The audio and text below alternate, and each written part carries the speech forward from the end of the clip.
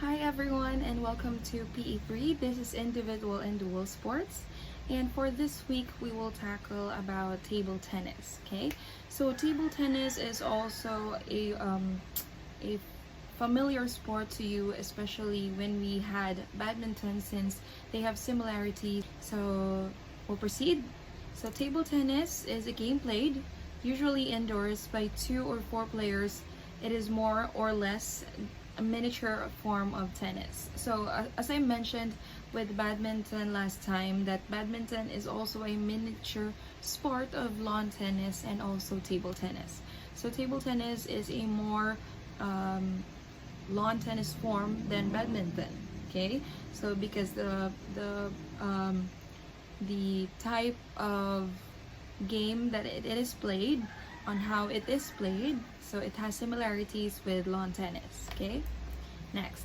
So the history of table tennis started in England. Well, of course, England is a very rich country and they could manage to finance everything like equipment and facilities. So that's why England is very well known as the home of all sports. Okay, so in the early days of the 20th century, and was originally called ping pong. Okay, that's why it is very popular to us when it's called ping pong. Okay, so it is a trade name. So the name table tennis was adopted in 1921 to 1922, when the old Ping Pong Association formed in 1902 was revived. Okay, so this was a brief history of table tennis, which was ping pong. So ping pong was used first than table tennis. Okay, so here are the other years that table tennis has been through, a lot of years, and also ping pong, and which is a very relevant time for table tennis and ping pong that create another name for them. So number one is whiff waff and the other one is ping pong. Okay, next. So there is a major innovation in table tennis that happened. So we have Mr. James Gibb. He is an English enthusiast of the game who discovered celluloid balls in 1901. So celluloid balls are used in table tennis. Okay? So ang arab lang bulang makita nyo na nga ginapumpok sa table, that is a celluloid ball. Okay? Next.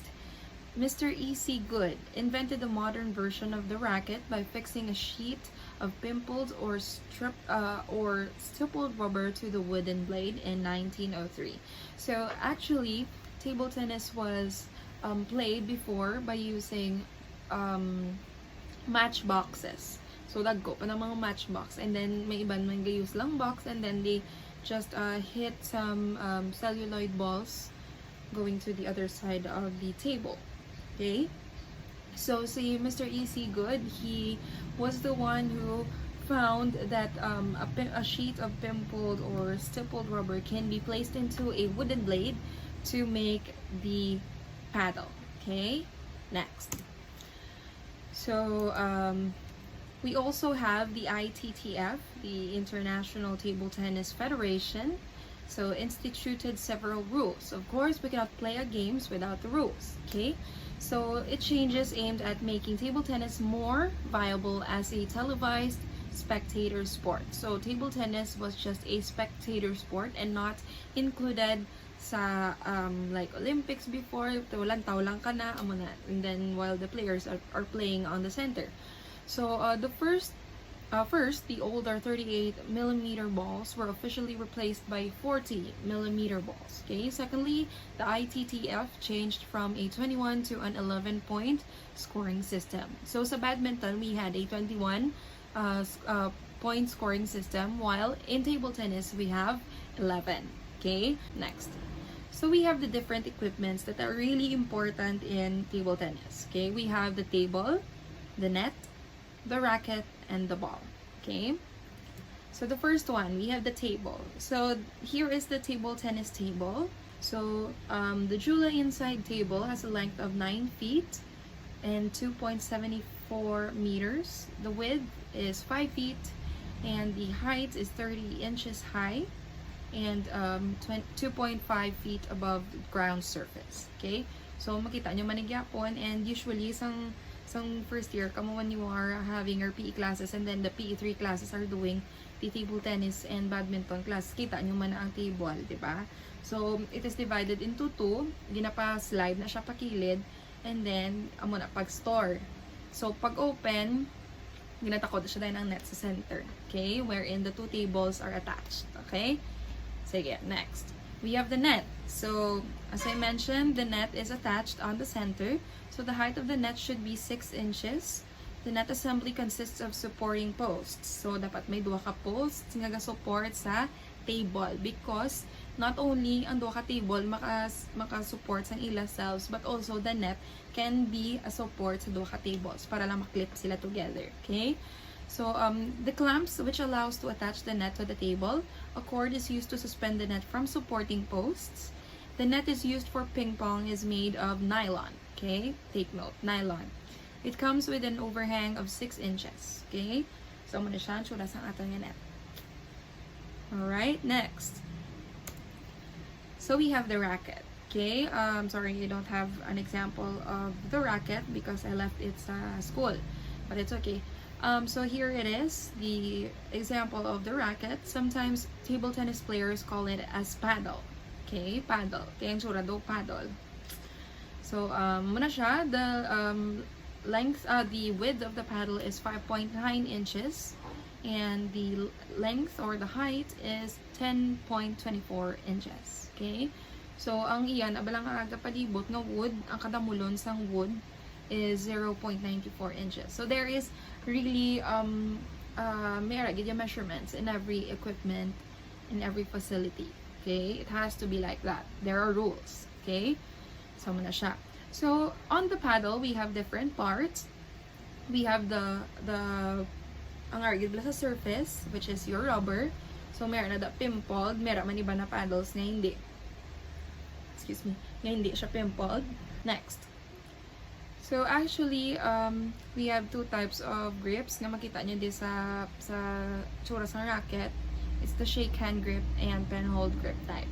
Okay? Next.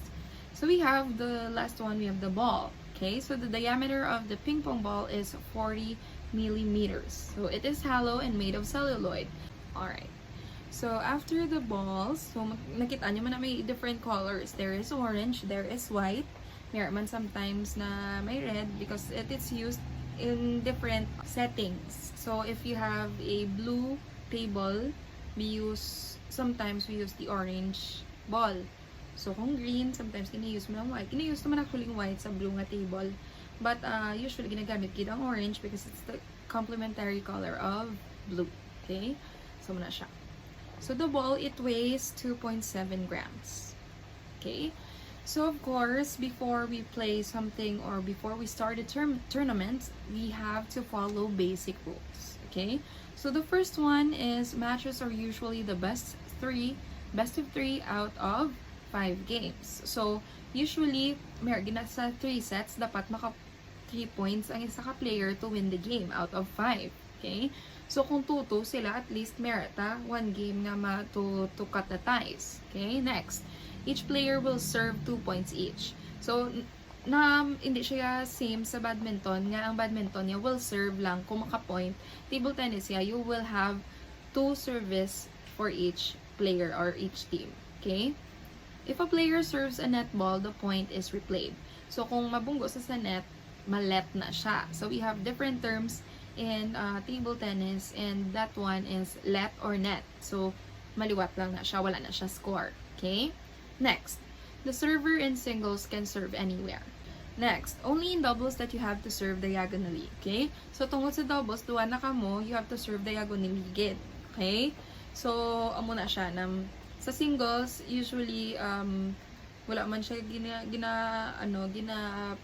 gina-push nga dapat sa right side gid ma-serve, but as long as nga mapasalo mo siya sa piyak diagonally, so it's a good serve. And fifth, if you hit the ball twice in succession, you lose the point. So kung kadwa mo siya ma-hit, kung sa doubles, kung kadwa mo siya ma-hit, kung dapat ang partner mo kay gabulos-bulos ka mo na dapat, so ma-point ang inyong kontra. Next, change ends of the table after each game. So, meron, tatawag ginatawag nga rotation. So, after every game, the change court na siya. Next, if the score is 10-10, a player must then win by 2 points alternate serves until one player has a 2-point lead. So, in badminton, when we reach 29 all, the first team or player that will reach 30 wins the game. Okay? So, in table tennis, you have to have 2 points ahead of your opponent. Okay? Alright. So, for the next one, we have the service. So, when serving, you should open your palm and then place the ball and then ithrow na siya and then serve. So, that is a correct service in table tennis. Hindi siya pwede nga taguon mong ball or taguon mo siya under the table or kapitan mo siya nga muna. You should have the open palm. So, that is a basic rule in table tennis. Okay? Alright, so for the videos of the explanation of service, on how to play the singles and doubles, the types of shots, please remember this one. The types of shots is loop, smash, flip, chop, and push. So the videos will all be in the link under this video. Okay, so those links will show you on how to do the service, the singles and doubles game, the types of shots that I mentioned a while ago, and the types of grip. So that we have 2 types of grip. We have the PENHOLD and SHAKEHAND. Okay, so the videos under this video will show you or teach you on how to do the types of shots, the types of services in singles and doubles, and the types of grips. Okay, so we'll go back to our Microsoft Teams, and there is a quiz waiting for you. So it's only identification and enumeration. So it's 1 to 15, and after that one, I'm gonna meet you next week to explain the midterm exam. Okay, I will lay down everything to you, so mamipid na dapat sa Teams. So if and only if the students, ang iba niyong classmates, hindi kasulod sa Teams, like last time, so ma-post ko gyapon liwat written instructions. Okay? So if you have questions, suggestions, valid reactions, side comments, you can always message me sa Teams. And that's it. That's it for this week. And I will see you next week for the discussion of our midterm exam. Okay? So please check out your Teams for the quiz. And kabalo na ka muna. Sagad man ka mo. Don't forget also to watch the videos under this discussion. Those are the links. And amal na siya. Alright, see you next week. Bye.